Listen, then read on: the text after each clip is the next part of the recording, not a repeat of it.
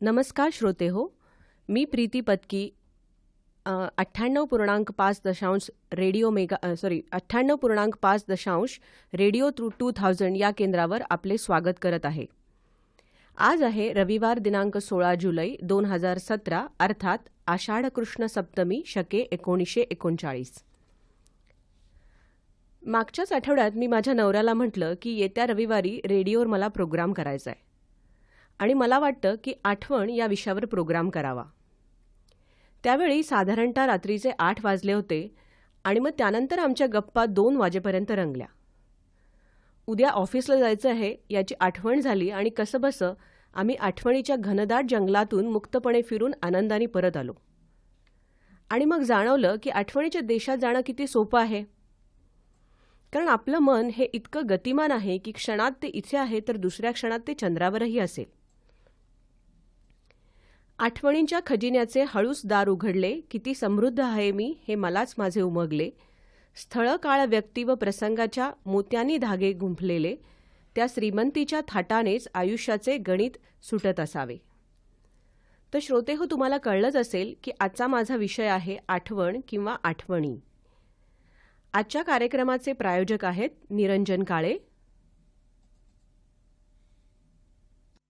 निरंजन काळे, तुमच्या यशातील सच्चा दोस्त. टॅक्स रिटर्न भरायचाय? काळजी कशाला? टॅक्स रिफंड लवकर मिळत नाही? चिंता कशाला?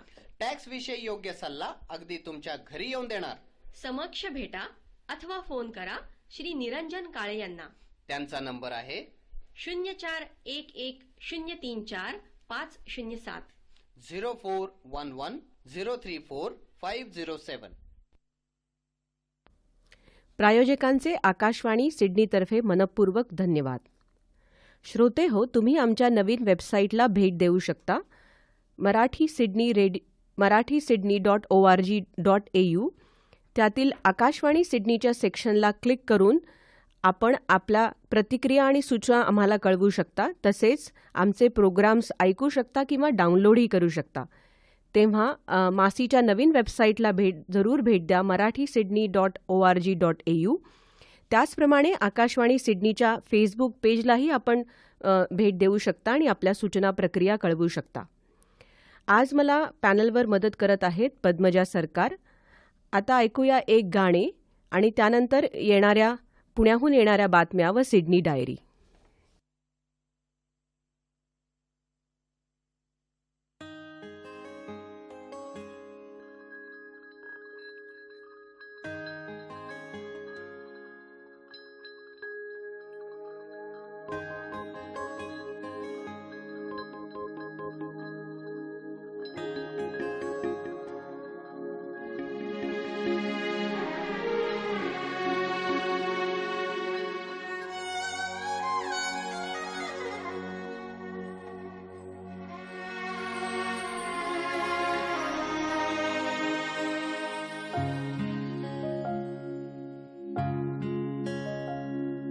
कितीदा नव्याने तुला आठवावे, डोळ्यातले पाणी नव्याने वहावे. कितीदा नव्याने तुला आठवावे, डोळ्यातले पाणी नव्याने वहावे. कितीदा नव्याने तुला आठवावे, डोळ्यातले पाणी नव्याने वहावे.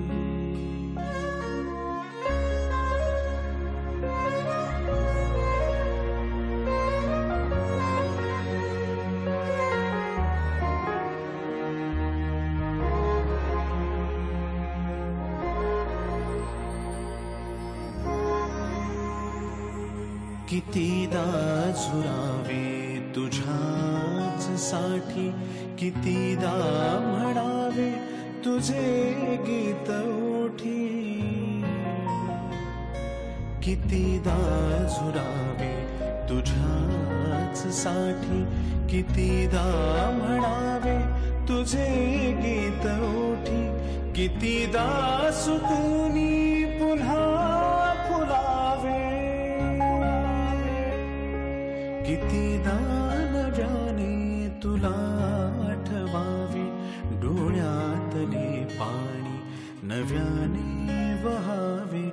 कितीदा नव्याने तुला आठवावे, डोळ्यातले पाणी नव्याने वहावे.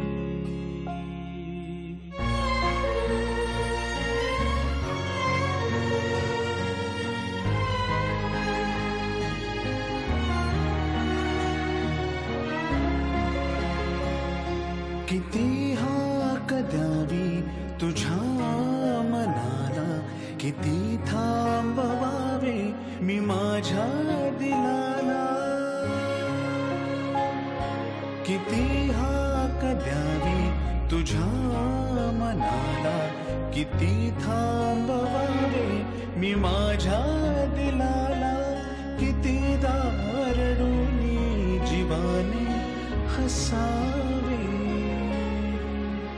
कितीदा नव्याने तुला आठवावे, डोळ्यातले पाणी नव्याने वहावे.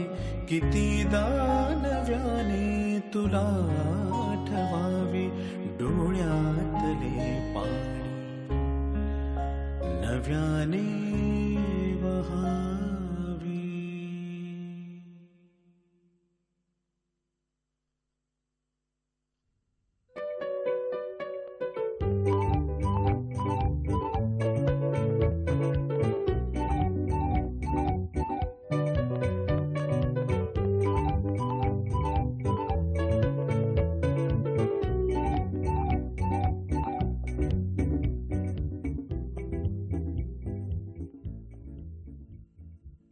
नमस्कार, मी उज्ज्वला बर्वे. आकाशवाणी सिडनीसाठी पुण्याहून बातम्या देत आहे. या आठवड्यातल्या ठळक बातम्या. अमरनाथ यात्रेतल्या भाविकांवर दहशतवाद्यांचा हल्ला, ज्येष्ठ व्यंगचित्रकार मंगेश तेंडुलकर यांचं निधन आणि महागाईचा दर नीचांकी पातळीला. अमरनाथ दर्शन करून परतणाऱ्या भाविकांवर लष्कर ए तोयबाच्या दहशतवाद्यांनी सोमवारी रात्री अनंतनाग इथं हल्ला केला. त्यात 7 भाविक मृत्युमुखी पडले. या हल्ल्याचा सामान्य नागरिकांपासून सत्ताधाऱ्यांपर्यंत सर्वांनी तीव्र निषेध केला आहे. पाकिस्तानमधला अबू इस्माईल हा दहशतवादी या हल्ल्याचा सूत्रधार असल्याचं स्पष्ट झालं आहे. हल्ल्यानंतर लष्कर प्रमुखांनी श्रीनगरला भेट दिली. दहशतवाद्यांची भीती झुगारून अमरनाथ यात्रा सुरूच आहे. या घटनेनं काश्मीरमधल्या प्रत्येक नागरिकाची मान शरमेनं झुकली आहे, अशी प्रतिक्रिया मुख्यमंत्री मेहबूबा मुफ्ती यांनी व्यक्त केली. आपल्या कुंचल्याच्या फटकाऱ्यानं कधी हसवणारी तर कधी अंतर्मुख व्हायला लावणारी व्यंगचित्र चितारणारे ज्येष्ठ व्यंगचित्रकार मंगेश तेंडुलकर यांचं सोमवारी पुण्यात अल्पशा आजारानं निधन झालं. ते 82 वर्षांचे होते. गेल्या महिनाभरापासून ते आजारी होते. पुण्यातली वाहतूक समस्या आणि पर्यावरण हे त्यांचे जिव्हाळ्याचे विषय होते. केवळ व्यंगचित्र काढून किंवा शाब्दिक फटकारे मारून ते गप्प बसले नाहीत. वेळप्रसंगी ते रस्त्यावरही उतरायचे. सार्वजनिक जीवनातला त्यांचा उत्साही सहभाग अनेकांना प्रेरणादायक ठरायचा. वयाच्या 75 नंतरही ते सतत व्यग्र होते. ज्येष्ठ साहित्यिक विजय तेंडुलकर आणि अर्थतज्ञ डॉक्टर सुरेश तेंडुलकर यांचे ते बंधू होते. आंतरराष्ट्रीय पातळीवर अत्यंत मानाच्या समजल्या जाणाऱ्या नाट्य ऑलिम्पिकच्या 8व्या आवृत्तीच्या यजमानपदाचा मान यंदा भारताला मिळाला आहे. प्रथमच भारतात त्याचं आयोजन होणार आहे. हे 8वं नाट्य ऑलिम्पिक भारतात 17 फेब्रुवारी ते 8 एप्रिल या काळात होईल. देशातल्या वेगवेगळ्या 15 शहरांमध्ये त्यानिमित्त कार्यक्रम आयोजित केले जातील. अमेरिकेत उद्योजक म्हणून यशस्वी झालेले मराठी उद्योजक आणि ही श्रींची इच्छा या पुस्तकाचे लेखक श्रीनिवास ठाणेदार मिशिगनमधल्या राज्यपाल पदाच्या निवडणुकीत उतरले आहेत. डेमोक्रॅटिक पक्षाकडून ते राज्यपाल पदासाठी उत्सुक आहेत. ऑगस्ट 2018 मध्ये ही निवडणूक होईल. त्यांच्या ही श्रींची इच्छा या पुस्तकाच्या 46 आवृत्त्या आतापर्यंत प्रकाशित झाल्या आहेत. वैद्यकीय क्षेत्रातल्या कट प्रॅक्टिसला आळा घालण्यासाठी तयार करण्यात येत असलेल्या कायद्याचा मसुदा या महिन्याच्या शेवटच्या आठवड्यापर्यंत तयार होईल. राज्य सरकारनं या कायद्याचा मसुदा तयार करण्यासाठी एक विशेष समिती स्थापन केली आहे. त्यात तज्ज्ञ डॉक्टर्स आणि कायदे सल्लागारांचा समावेश आहे. या मसुद्यावर चर्चा झाल्यानंतर तो विधिमंडळात पाठवण्यात येईल. महाडचे डॉक्टर हिम्मतराव बाविस्कर यांनी कट प्रॅक्टिसच्या विरोधात कायदा करण्यासाठी पुढाकार घेतला आहे. डॉक्टरांच्या नफेखोरीला आळा घालण्यासाठी केवळ कायदा पुरेसा नाही, तर वैद्यकीय शिक्षणातला बाजार थांबला पाहिजे, अशी अपेक्षा डॉक्टर व्यक्त करत आहेत. पुण्यातल्या आयुका या संस्थेनं अवकाशातल्या सरस्वती नावाच्या आकाशगंगेचा तारका समूहाचा शोध गुरुवारी जाहीर केला. हा तारका समूह पृथ्वीपासून 400 कोटी प्रकाश वर्ष दूर आहे. खगोलशास्त्रातल्या आकाशगंगांच्या निर्मितीच्या संशोधनाला यामुळे चालना मिळेल. अमेरिकन ॲस्ट्रॉनॉमिकल सोसायटीच्या द ॲस्ट्रोफिजिकल जर्नल या शोधपत्रिकेत 19 जुलै रोजी या संबंधीचं संशोधन प्रसिद्ध होईल.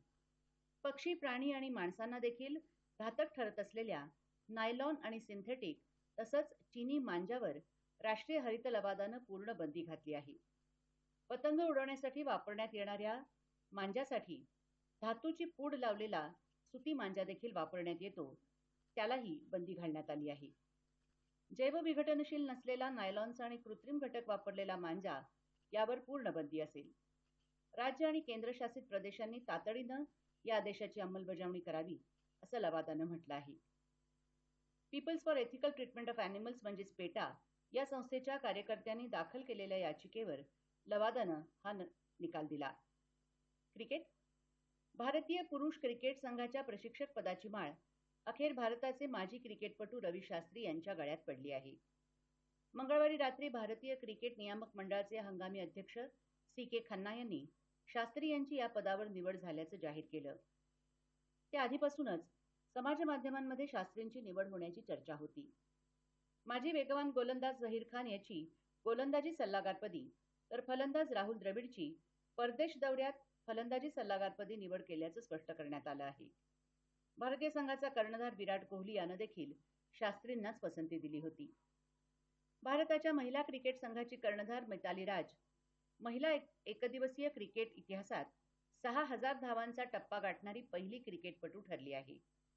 ICC महिला विश्वचषक क्रिकेट स्पर्धेतल्या ऑस्ट्रेलियाविरुद्धच्या साखळी सामन्यात मितालीनं हा विश्वविक्रम गाठला. ऑस्ट्रेलियाविरुद्धच्या या सामन्यात मितालीनं 34 धावा काढल्या. त्यावेळी तिनं इंग्लंडची कर्णधार एडवर्डचा या आधीचा विक्रम मोडीत काढला. एकदिवसीय सामन्यात एकूण 183 सामन्यांमध्ये आता 6,008 धावा मितालीच्या खाती जमा आहेत. टेबल टेनिस या खेळातल्या देशातल्या पहिल्या व्यावसायिक लीग स्पर्धेला गुरुवारी चेन्नईत प्रारंभ झाला. अल्टिमेट टेबल टेनिस लीग यामध्ये देशातील अव्वल खेळाडू सहभागी होणार आहेत. या लीगमध्ये 6 फ्रँचायझीचे संघ सहभागी असतील. सिने अभिनेता आमिर खान या लीगचा ब्रँड अँबॅसिडर आहे. 13 ते 20 जुलै या काळात चेन्नईमध्ये एकूण 8 सामने होतील. त्यानंतर दिल्लीत आणि मग मुंबईमध्ये लीगचा अखेरचा टप्पा होईल. भाज्या, डाळी, दुग्धजन्य पदार्थांच्या किमतीत लक्षणीय घट झाल्यानं किरकोळ महागाई दरानं जूनमध्ये ऐतिहासिक नीचांक नोंदवला आहे. ग्राहक किंमत निर्देशांकावर जे कन्झ्युमर प्राइस इंडेक्सवर आधारित महागाई दर 1.54% इतका नोंदला गेला. मे 2017 मध्ये तो 2.18% असा होता, तर वर्षभरापूर्वी तो जवळपास 5% जवळ होता. 1999 तसंच 1978 मध्ये असाच किमान दर असल्याचं मुख्य आर्थिक सल्लागार अरविंद सुब्रमण्यम यांनी म्हटलं आहे. महागाई दर कमी झाल्यानं रिझर्व्ह बँकेचे व्याजदर कमी करण्याची देखील शक्यता आहे. मुंबई शेअर बाजारात या आठवड्यात सतत वाढ होत राहिली आहे. सतत 4 सत्रांमध्ये वाढ झाल्यानंतर 32,000चा टप्पा गाठला गेला. राष्ट्रीय शेअर बाजाराचा निर्देशांक निफ्टी देखील 9,900 वर पोहोचला आहे. मे महिन्यातला घसरलेला औद्योगिक उत्पादन दर, जूनमध्ये महागाईचा नीचांकी पोचलेला दर यामुळे गुंतवणूकदारांनी खरेदीचं धोरण अवलंबलं आणि निर्देशांकात जोरदार वाढ झाली. गेले काही दिवस राज्यात पावसाच्या दृष्टीनं कोरडे गेले होते, परंतु गुरुवार रात्रीपासून राज्यात ठिकठिकाणी संततधार पाऊस सुरू झाला आहे. त्यामुळे अनेक दिवसांपासून पावसाच्या प्रतीक्षेत असलेल्या शेतकऱ्यांना थोडी आशा मिळाली आहे. सतत होत असलेल्या पावसामुळे वेगवेगळ्या ठिकाणच्या धरणांच्या पाण्यातही वाढ झाली आहे. आणखी 2-3 दिवस असाच पाऊस पडेल असा अंदाज आहे. आणि आता लग्नाची बोलणी सुरू झाली की बोलणीच ना, ती एकतर सफल होतील किंवा फिसकटतील, दोन्ही शक्यता असतात. बऱ्याचदा लग्नाची बोलणी फिसकटतात ती देण्याघेण्यावरून किंवा लग्न करून येणाऱ्या मुलीला नोकरी करण्याचं, शिकण्याचं स्वातंत्र्य देणार की नाही वगैरे अशा मुद्द्यांवरून फिसकटतात.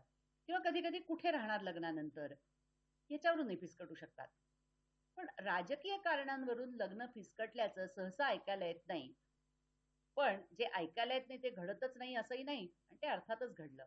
म्हणजे झालं असं, उत्तर प्रदेशामध्ये एक तरुण आणि तरुणी लग्नाची त्यांच्या चर्चा करत होते. कधी करायचा, कसा करायचा, कितपत खर्च करायचा.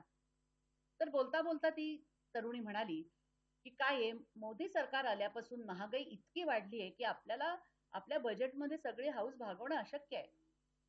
त्याच्यावर त्या तिच्या नियोजित वराचं असं म्हणणं, की नाही नाही, मोदी सरकार आल्यापासून महागाई वाढलेली नाहीये, उलट कमीच झालेली आहे.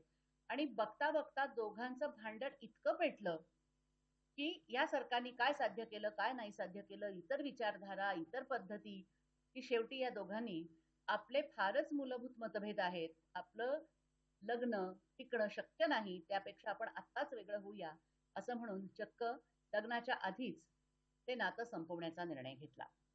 म्हणजे बघा ना, आपले नागरिक आता राजकीय दृष्ट्या किती जागरूक झालेत ह्याचा एक पुरावाच म्हणायला पाहिजे, नाही का?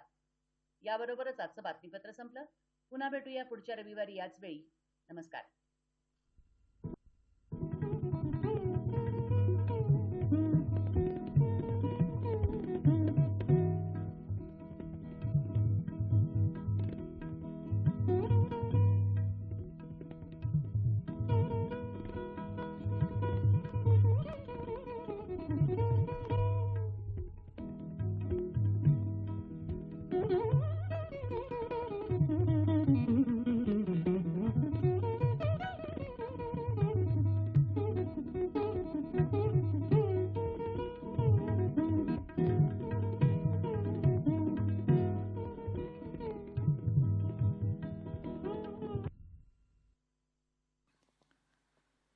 नमस्कार, मी वृषाली वागळे सिडनी डायरी सादर करीत आहे. 23 जुलै रोजी होणाऱ्या सुखांशी भांडतो आम्ही या नाटकाच्या चॅरिटी शोच्या वेळेत थोडा बदल झाला आहे. याची कृपया सर्व श्रोत्यांनी आणि प्रेक्षकांनी नोंद घ्यावी. Local MP doctor Mike Freelander आणि Indian high commissioner of India doctor Ajay Gondane यांना आपल्या सर्वांना भेटता यावे आणि त्यांच्याशी गप्पा मारता याव्यात. आपल्या संस्कृतीची, माणसांची त्यांना ओळख व्हावी. त्याचबरोबर मराठी विद्यालयातील विद्यार्थ्यांनी त्यांच्या भावविश्वातील उद्याचे सुंदर जग रंगांच्या साह्याने आपल्यासमोर मांडण्याचा प्रयत्न केला आहे. या चिमण्यांच्या मनातील सुंदर जगाला त्यांच्या चित्रप्रदर्शनातून जाणून घेण्याची संधी आपल्या सर्वांना मिळावी, यासाठी सर्वांनी दुपारी 1 वाजता हॉलवर उपस्थित राहावे. कार्यक्रम ठीक 1:30 वाजता सुरू होईल. तेव्हा सर्व प्रेक्षकांनी 1 वाजता हॉलवर उपस्थित राहून या भरगच्च कार्यक्रमाचा आस्वाद घ्यावा. त्याचबरोबर कॅझुला पॉवर हाऊस आर्ट सेंटरला येण्यासाठी लिव्हरपूलमध्ये येऊन शेफर्ड स्ट्रीटला लागून पॉवर हाऊसचे साईन फॉलो करावे. मॅप आणि त्याबद्दलची अधिक माहिती कृतीच्या फेसबुक पेजवर उपलब्ध आहे. किंवा संपर्क साधा शेखर महाजन, त्यांचा नंबर आहे 0408144411 किंवा प्रशांत बेर्डे, त्यांचा नंबर आहे 0403114050. मी नंबर पुन्हा एकदा सांगते, शेखर महाजन 0408144411, प्रशांत बेर्डे 0403114050. रविवार दिनांक 20 ऑगस्ट 2017 रोजी मराठी असोसिएशन सिडनी यांनी संगीत संध्या हा कार्यक्रम आयोजित केला आहे. या कार्यक्रमातील कलाकार देशोदेशीच्या रसिकांना तृप्त करून प्रथमच ऑस्ट्रेलिया दौऱ्यावर येत आहेत. सर्वांचे आवडते सारेगमापा चॅम्प्स मुग्धा वैशंपायन आणि प्रथमेश लगाटे यांचे सारेगमापा लिटिल चॅम्प्स म्हणजे मराठी संगीत विश्वाला पडलेली सुरेल स्वप्ने. काही वर्षापूर्वीचे ते बोबडे बोल आता प्रतिभावंत कलाकार झाले आहेत. तर मंडळी, जरूर या 20 ऑगस्ट 2017 दुपारी 3:30 वाजता Saint George auditorium, 16 Montgomery street, Kogarah येथे. तिकीट बुकिंगसाठी भेट द्या www.marathysydney.org.au. अधिक माहितीसाठी संपर्क करा साई प्रसाद कुलकर्णी, त्यांचा नंबर आहे 0424253287 किंवा नितीन चौधरी, त्यांचा नंबर आहे 0433444822. मी नंबर पुन्हा एकदा सांगते. साई प्रसाद कुलकर्णी 0424253287 किंवा नितीन चौधरी 0433444822.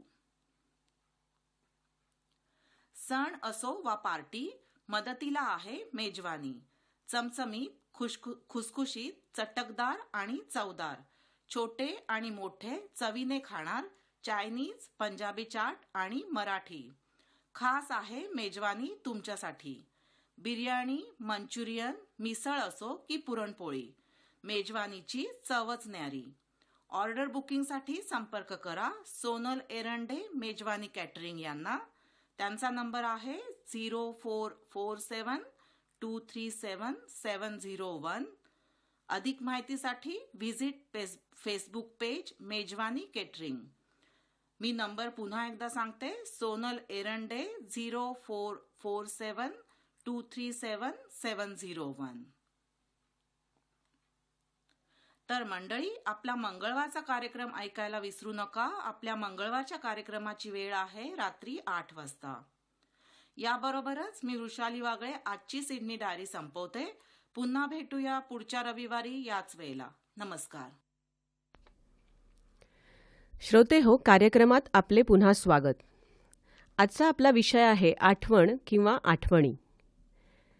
काळ वा वेळ पुढे जात असते आणि आठवणी आपल्याला नेहमीच मागे म्हणजे भूतकाळात घेऊन जात असतात. दैनंदिन आयुष्यातही बऱ्याच प्रसंगात व घटनांमध्ये नकळत आपण जुन्या स्मृतींना जोडले जात असतो.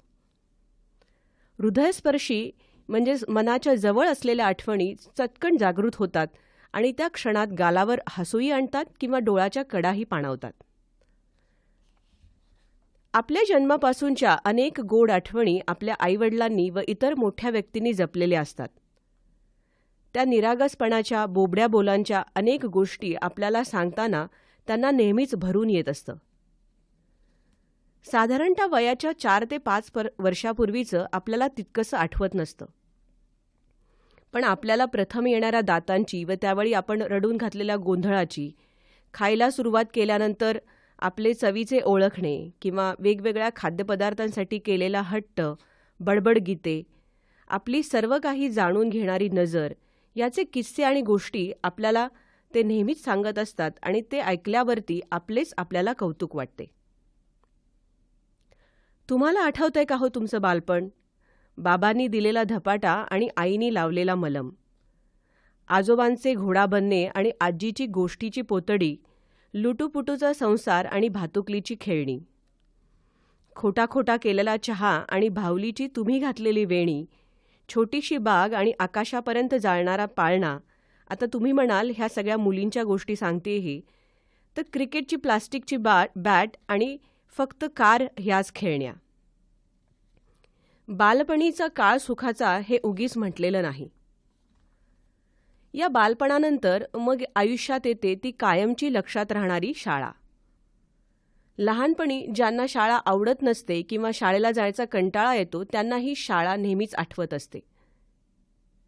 शाळा हा तर आठवणींचा महासागर. वर्षभराची मस्ती आणि वार्षिक परीक्षेचा दिवस, ते जिवलग मित्रमैत्रिणी, बसायचे बाक आणि त्यासाठीची भांडणंही, मधल्या सुट्टीतील गंमत, वर्गातले हसणे आणि खिदळणे, चिंचा, बोरे, आवळा, लेमनच्या गोळ्या आणि बिस्किटे, लहान लहान डोळ्यातील उंच उंच स्वप्ने. आता तुम्हालाही तुमच्या शाळेची आठवण आलीच असेल ना? शाळेतले शिक्षक, त्यांची शिस्त, शाळेची प्रार्थना, तो रोज रोज एकच घालायचा शाळेचा युनिफॉर्म, पटांगणात खेळलेला खो खो आणि मधल्या सुट्टीत वाटून खाल्लेला डब्बा, हे सगळं तुम्हाला आठवतंय का? जसं जसं वय वाढू लागतं, 40-50कडे झुकू लागतं, तशा या आठवणी प्रकर्षाने जाणवूही लागतात. अनेक जुने मित्रमैत्रीण याच दरम्यान एकमेकांना शोधू लागतात. मधला काळ झालाच नाही या भावनेने पॉज घेतलेली मैत्री पुन्हा प्ले करतात आणि मग 10/1988, बालक मंदिर नॉस्टॅल्जिया, रुईया एक अनुभव असे व्हॉट्सअपचे ग्रुप बनू लागतात. शोधून शोधून फोन नंबर आणि कॉन्टॅक्ट्स मिळवले जातात आणि ग्रुपमधली मेंबरची संख्याही दिवसेंदिवस वाढत जाते. फेसबुकचे प्रोफाईल अपडेट होते आणि मग फ्रेंडच्या रिक्वेस्टही वाढतात. आत्ता आपण जे मगाशी गाणं ऐकलं, ती सध्या काय करते या चित्रपटातील, मला वाटतं ते गाणं सगळ्यांच्याच खूप आवडीचं असेल. त्या गाण्याप्रमाणेच किंवा त्या चित्रपटाप्रमाणेच मग प्रत्येकजण ती सध्या काय करते किंवा तो सध्या काय करतो हेही शोधू लागतात. शाळा कॉलेजमधील आठवणी आपल्या सर्वांच्या सर्वसाधारणपणे सारख्याच असतात, पण त्याची उजळणी मन प्रफुल्लित करते, प्रसन्न करते. आयुष्यातील अनेक अवघड आणि सोप्या टप्प्यावरही किंवा कठीण प्रसंगात कधी धक्का खाल्ल्यावर त्या आठवणी आपल्याला सावरायला नक्कीच मदत करतात, मार्गदर्शनही करतात. आता मला माझ्या शाळेतल्या काही निकनेम्स, म्हणजे आम्ही शाळेत एकमेकांना चिडवायचो, तर त्या काही आठवत आहेत. जसं की आम्ही म्हणायचो मारकुटेबाई किंवा पाकातली पुरी. तर तुम्हालाही अशा काही गोष्टी आठवत असतील तर त्या आठवा आणि आपण एक घेऊया ब्रेक आणि ऐकूया गाणे.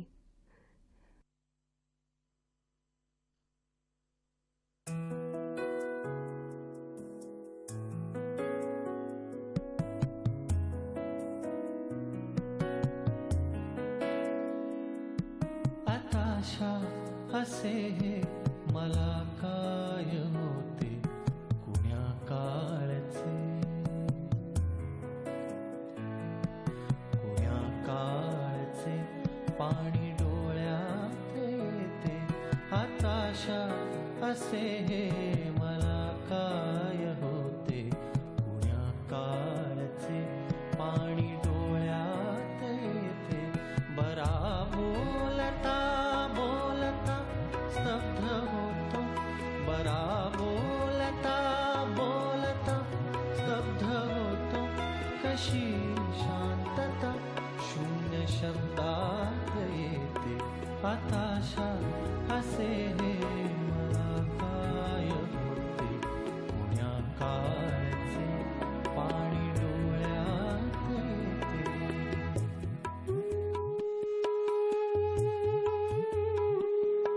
कधी दाटू येता पसारा घनांचा, कधी दाटू येता पसारा घनांचा. कसा सावळा रंग होतो मनाचा, असे हालते आत हळुवार काही, असे हालते आत हळुवार काही. जसा स्पर्श पाण्यावर चांदण्याचा. आताशा असे हे मला काय होते कुण्या काळचे पाणी डोळ्यात येते.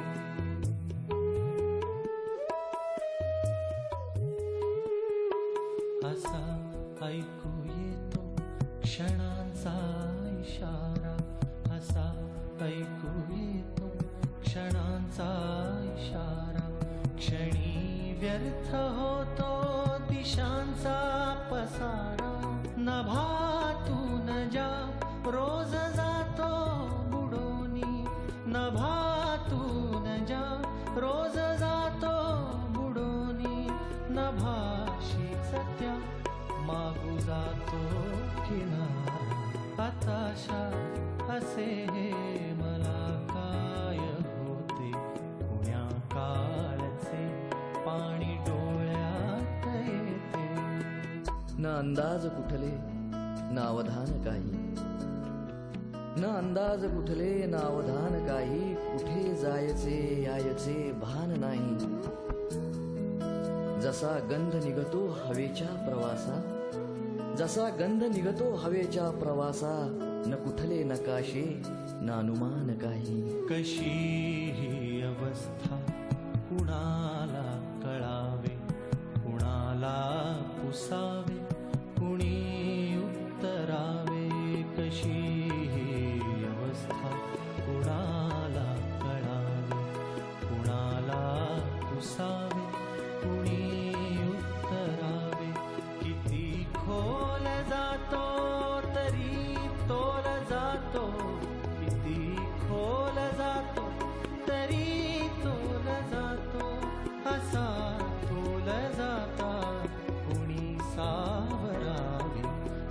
आताशा असे हे मला काय होते पुण्या काळचे पाणी डोळ्यात येते बरा बोलता बोलता स्तब्ध होतो बरा बोलता बोलता स्तब्ध होतो कशी शांतता शून्य शब्दात येते आताशा असे हे मला काय होते पुण्या काळचे पाणी डोळ्यात येते.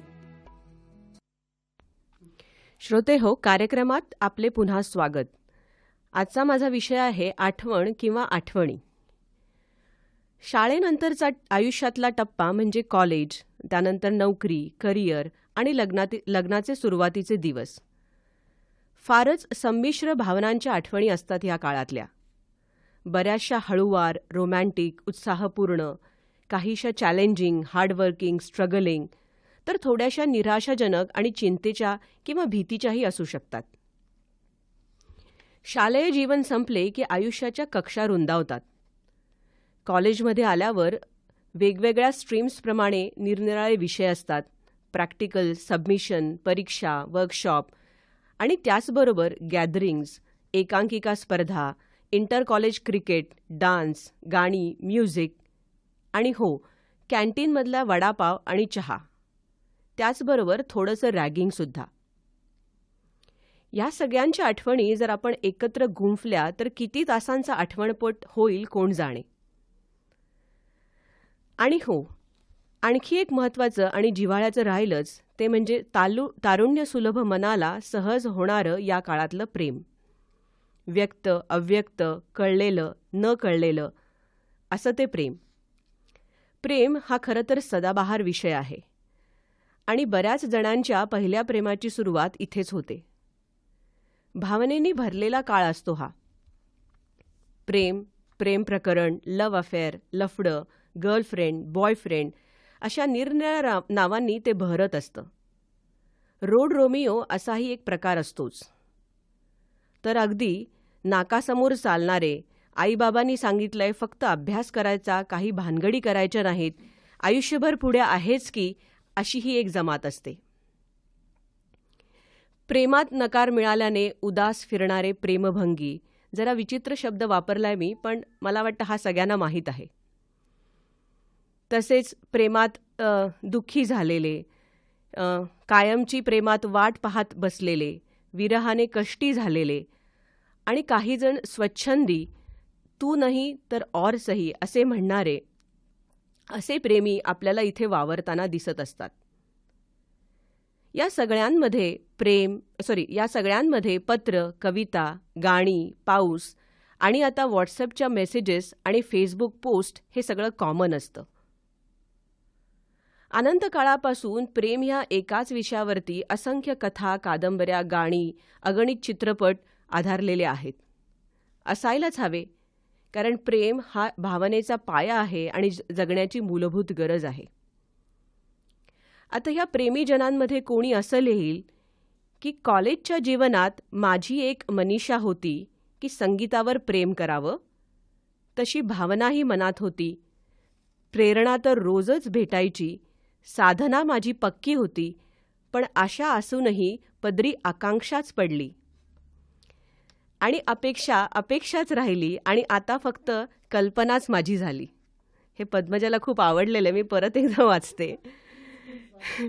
कॉलेजच्या जीवनात माझी एक मनीषा होती की संगीतावर प्रेम करावं, तशी भावनाही मनात होती, प्रेरणा तर रोजच भेटायची, साधना माझी पक्की होती, पण आशा असूनही पदरी आकांक्षाच पडली आणि अपेक्षाच राहिली आणि आता फक्त कल्पनाच माझी झाली, असेही म्हणणारे प्रेमी असतील तर कोणी असेही लिहील की तुझं, म्हणजे अगदी भावनापूर्ण प्रेमात अखंड बुडालेले असेही लिहितील की तुझं येणं, तुझं असणं, कडक उन्हातही मेघदूत बरसणं, शब्दांचंही गाणं होणं, काटेरी झुडपाला पालवी फुटणं, तुझं जाणं, तुझं नसणं, फुलांचेही सुगंध शोधणं, वारालाही स्तब्ध करणं, धडधडत्या हृदयात श्वास अडकणं आणि मग क्षितिजावरती माझे तुझ्यासाठी वाट पाहणं. दोन्ही छान. हे शेवटचं मी लिहिलेलं आहे. मला वाटलंच ते.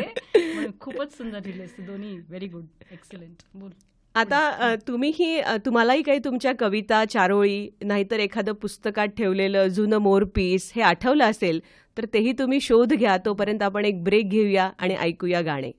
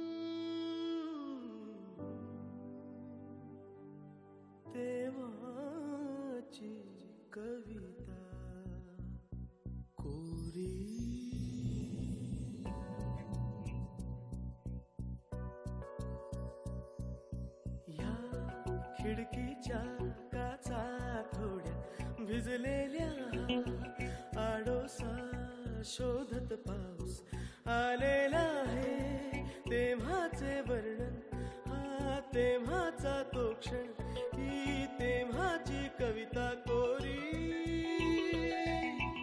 अजूनही ना सुचलेली अजूनही नाही प्रिये अजूनही ना सुचलेली अजूनही नाही प्रिये. या खिडकीच्या काचा थोड्या भिजलेल्या आडोसा शोधत पाऊस आलेला आहे. तेव्हाचे वर्णन हा तेव्हाचा तो क्षण ही तेव्हाची कविता कोरी अजूनही ना सुचलेली अजूनही नाही प्रिये अजूनही ना सुचलेली अजूनही नाही प्रिये.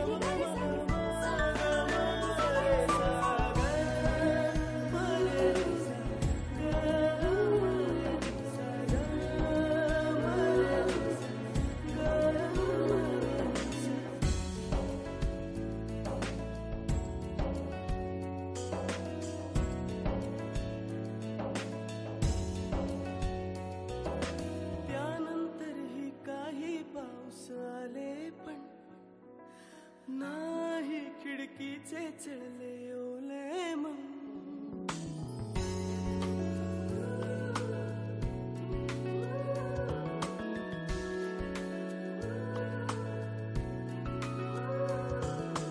त्यानंतरही काही पाऊस आले पण नाही खिडकीचे चढले ओले मन. या काचांच्या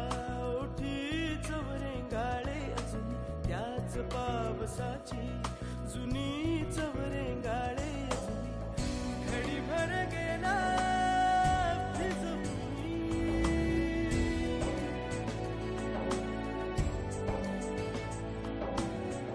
घडी भर गेला अन एका कागदाची तहानच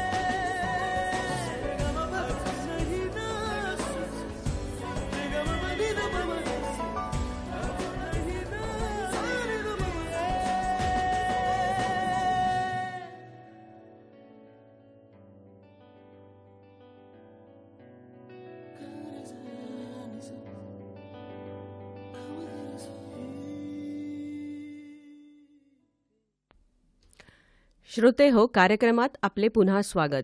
आजचा माझा विषय आहे आठवण किंवा आठवणी. या विषयावर पुढे जाताना आपण थोडंसं जरा याची शास्त्रीय माहिती किंवा कारण बघूया की आपण आठवणी म्हणजे नक्की काय, किंवा वाय वी रिमेंबर और वाय वी डोंट रिमेंबर. खरं तर हा खूप सखोल विषय आहे. स्मृती, स्मरणशक्ती, विस्मरण, विसरभोळेपणा आणि त्यांचा भावनेशी असलेला संबंध आणि मेंदूमध्ये घडणाऱ्या प्रक्रिया यावरती शेकडो शास्त्रज्ञांनी आणि मानसिक तज्ज्ञांनी संशोधन केले आहे आणि त्यावरती सिद्धांतही मांडले आहेत. स्मृतीचा विचार मानसशास्त्रीय व शारीरिक शास्त्रीय अशा दोन्हीही पद्धतीने झालेला आहे. मानसशास्त्रीय पद्धतीने एखाद्या टोपलीत जशा आपण वस्तू जमा करतो तशा गोष्टींच्या घटनांच्या आठवणी आणि कल्पना आपण डोक्यात किंवा मनात साठवत जातो. त्या साठवतानाही महत्त्वाच्या, इथे आपण म्हणू शकतो की ज्या मनाला भिडणाऱ्या आहेत त्या आठवणींचा नंबर पहिल्यांदा लागतो. शरीरशास्त्राच्या दृष्टीने विचार करताना जेव्हा आपल्यासमोर काही माहिती, दृश्य किंवा विचार येतात आणि त्यामध्ये जेव्हा आपली इंद्रियही सहभागी होतात तेव्हा आपल्या मेंदूतील विशिष्ट न्यूरॉन्स क्रियाशील होत असतात.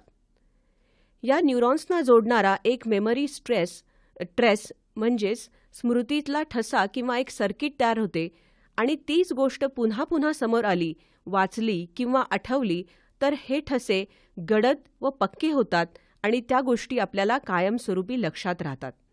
त्यालाच आपण लॉंग टर्म मेमरी असं म्हणू शकतो. So memory is not a physical part of our body, but it is ongoing process that involves many parts of body and most importantly our brain. Maps or snapshots of important events of past make up memory and influence or guide our future in many ways. जसं मी मगाशी सांगितलं की हा विषय अतिशय गहन आहे. जर आपण शास्त्रीयदृष्ट्या त्याची कारणं शोधायला लागलो तर आपण आत्ता फार काही खोलात जायला नको. आपल्याच आयुष्यात घडलेल्या कित्येक जुन्या घटना, आठवणी जेव्हा आपल्याला समोर येतात आणि मग त्या आपल्याला कधीकधी खिळवून टाकतात, अंतर्मुख करतात, कधी त्या मनमुराद हसू आणतात, कधी घशापर्यंत दाटून आवंडा येतो किंवा कधी राग आणतात, कधी खिन्न करतात, कधी डोळ्यात अश्रू आणतात आणि कधीकधी त्या अभिमानाने ऊर भरूनही आणतात. या आठवणी साधारणपणे आपल्या बरोबर असलेल्या व्यक्ती किंवा आपले आप्तस्वकीय यांच्यासोबतीच्या असतात. कदाचित असंही असू शकतं की त्या व्यक्ती आज तुमच्यासोबत नाहीत आणि मग त्या आठवणी आपल्याला प्रकर्षाने किंवा अधिक प्रखरपणे जाणवायला लागतात. पण ह्या आठवणीच खरं तर त्या गमावलेल्या माणसांचा ओलावा, प्रेम, माया भरून काढत असतात. आता जसं मी म्हटलं की ह्या आठवणी वेगवेगळ्या प्रकारच्या भावना आपल्या मनात निर्माण करतात. जसं की कधी त्या हसू आणतात, कधी डोळ्यात अश्रू आणतात, कधी राग आणतात तर कधी खिन्न करतात. तर आपल्याला जर आठवणी सुखद बनवायच्या असतील तर आपला इतर व्यक्तींबरोबर असलेला सहवास हा खूप महत्त्वाचा असतो. सहवासाने प्रेमाची वीण घट्ट होत असते. एकमेकांच्या सोबत घालवलेल्या क्षणांच्या आठवणी बनत असतात.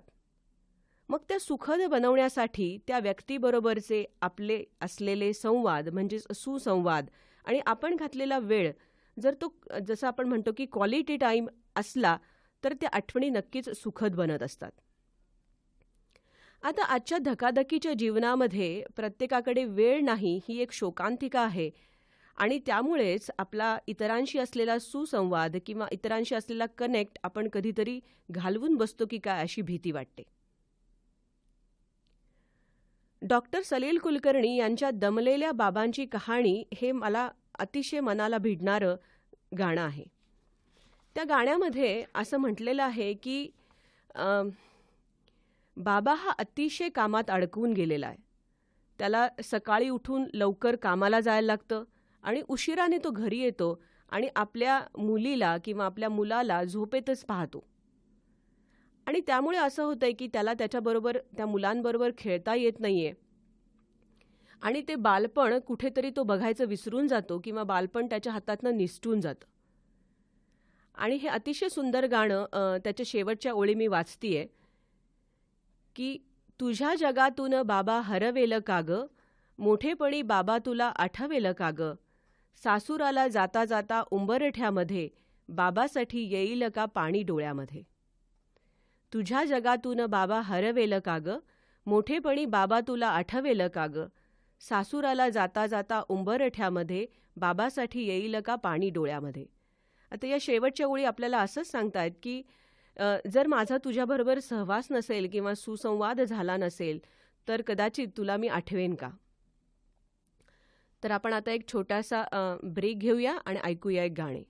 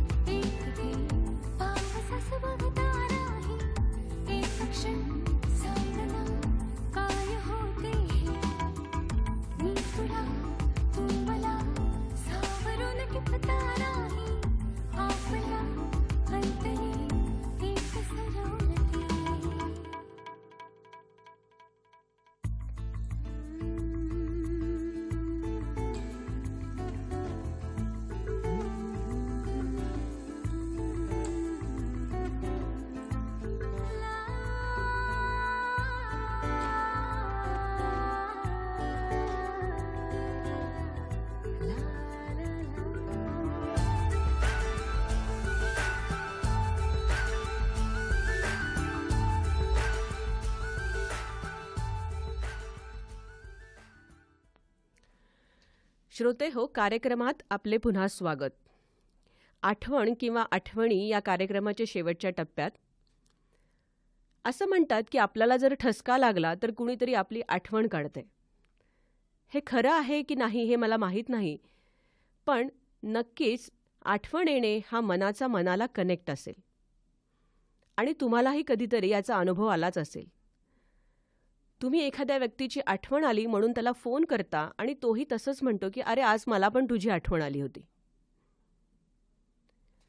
आपल्या जवळच्या व्यक्तींप्रमाणेच आपल्या काही वस्तू, पुस्तके, ठिकाण, गाणी, कविता, पदार्थांची चव, प्रसंग असे अनेक गोष्टी असतात ज्या आपल्या अवतीभोवती असतात, आपल्याभोवती फिरत असतात, आपल्याभोवती वावरत असतात. त्या सगळ्याच गोष्टींची आठवण बनत असते. त्याचप्रमाणे समाजातील, इतिहासातील, पुराणातील माणसं, पात्र, घटना ह्या पण आपल्या आठवणींचा भाग असतात. आपल्या देशाची आठवण, आपल्या मातृभूमीपासून दूर परदेशात राहणारे लोक आपल्या देशाच्या आठवणींनी कित्येकदा हळवे होतच असतात. स्वदेश या चित्रपटातील ये जो देश है मेरा ये ए.आर. रहमान यांचं गाणं माझ्या या परिस्थितीतील अगदी फेवरिट गाणं आहे. शिवरायांचे 8वावे रूप, शिवरायांचा 8वावा प्रताप या कवितेच्या ओळी आजही प्रत्येक मराठी माणसासाठी शिवाजी महाराजांच्या आठवणींचा आणि प्रेरणास्थानाचा उगमच आहेत. त्यांची आठवण, मावळे आणि गनिमी कावा यांच्या गोष्टी, पोवाडा हे सगळंच प्रत्येक मराठी माणसाला नक्कीच स्फुरण चढवत असेल. भारतीय स्वातंत्र्याचा जमाखर्च मांडायचा ठरवला तर हजारो स्वातंत्र्य सैनिक, समाजसेवक, क्रांतिकारी, त्यांचा लढा, त्यांचे देशप्रेम, बलिदान ह्या सगळ्या जमेच्या बाजू. आजही त्या सर्वांची आठवण खरं तर आपल्याला स्वातंत्र्य नक्की काय आहे याची जाणीव करून देईल. Freedom comes with responsibility. आणि मग आपण स्वतःलाच एक अंतर्मुख होऊन प्रश्न विचारू शकतो की एम आय रिस्पॉन्सिबल. तर ह्या आठवणी आपल्याला नक्कीच तो विचार मनात आणू शकतात. त्याचप्रमाणे आजही देशाच्या सीमेवर लढणारे आपले सैनिक हेही त्याच आठवणींचा एक भाग आहेत. 27 जानेवारी 1963 रोजी लता मंगेशकर यांनी गायलेलं 62च्या युद्धानंतर शहीद झालेल्या जवानांना आदरांजली म्हणून म्हटलेलं गाणं, ए मेरे वतन के लोगो जरा आँख में भर लो पानी, जो शहीद हुए हैं उनकी जरा याद करो कुर्बानी. ए मेरे वतन के लोगो जरा आँख में भर लो पानी, जो शहीद हुए हैं उनकी जरा याद करो कुर्बानी. हे गाणं आजही अंगावर रोमांच करणारं आहे आणि आजच्या परिस्थितीला हे लागू पडणार आहे. तर ह्या झाल्या वेगवेगळ्या प्रकारच्या आठवणी. जसं मी म्हटलं की फक्त वैयक्तिक आयुष्यातल्याच, आपल्याच शाळेच्या, कॉलेजच्या, आपल्याच आयुष्यातल्या आठवणी, पण त्याचबरोबर अनेक घटना, अनेक प्रसंग, अनेक निरनिराळ्या व्यक्ती आपल्या आठवणींशी निगडीत असतात. तर हा आठवण किंवा आठवणी विषय हा खूप जिव्हाळ्याचा, नाजूक आणि भावनापूर्ण आहे. जुने फोटो, व्हिडिओ, गाणी, कविता या सगळ्या आठवणींना नेहमीच ट्रिगर करत असतात. या कार्यक्रमाच्या दरम्यान जर तुम्हाला कोणाची प्रकर्षाने आठवण झाली असेल तर लगेच त्याला मेसेज करा, नाहीतर फोन करा. आणि आपल्याला हा कार्यक्रम कसा वाटला त्याच्या आम्हाला प्रतिक्रिया आणि सूचनाही कळवा. आपला फीडबॅक हा आमच्यासाठी अत्यंत महत्त्वाचा आहे. कार्यक्रमाची वेळ आता संपत आली आहे, तर आपण जाणून घेऊया आजचे प्रायोजक. आजचे प्रायोजक आहेत निरंजन काळे. आपले नेहमीचे प्रायोजक आहेत श्री निरंजन काळे. तुमच्या यशातील सच्चा दोस्त. टॅक्स रिटर्न भरायचा आहे? काळजी कशाला? टॅक्स रिफंड लवकर मिळत नाही? चिंता कशाला? टॅक्स विषयी योग्य सल्ला अगदी तुमच्या घरी येऊन देणार. समक्ष भेटा अथवा फोन करा श्री निरंजन काळे यांना. त्यांचा नंबर आहे 0411034507 0411034507. प्रायोजकांचे आकाशवाणी सिडनीतर्फे धन्यवाद. श्रोते हो, आजचा कार्यक्रम मी प्रीती पत्की सादर करत होते आणि माझ्याबरोबर पॅनलवर मदतीसाठी होती पद्मजा सरकार. पुन्हा भेटूया पुढच्या मंगळवारी रात्री 8 वाजता. धन्यवाद.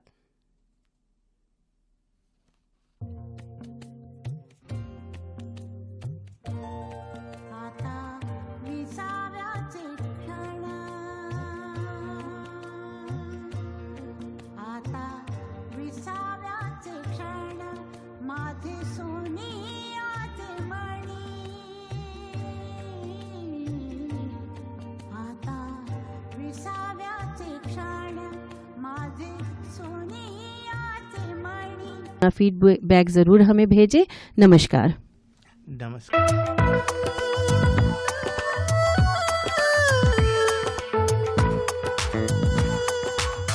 You have been listening to The Hindi Show. Join us next Sunday at 10 a.m. and to contribute and provide feedback on anything you heard today, contact us on feedback@dapanradio.org.au. आप सुन रहे थे हिंदी कार्यक्रम. हमें हर रविवार सुनिए सुबह 10 बजे से. अपने विचार भेजिए आज के कार्यक्रम के बारे में. ईमेल कीजिए feedback@dapanradio.org.au.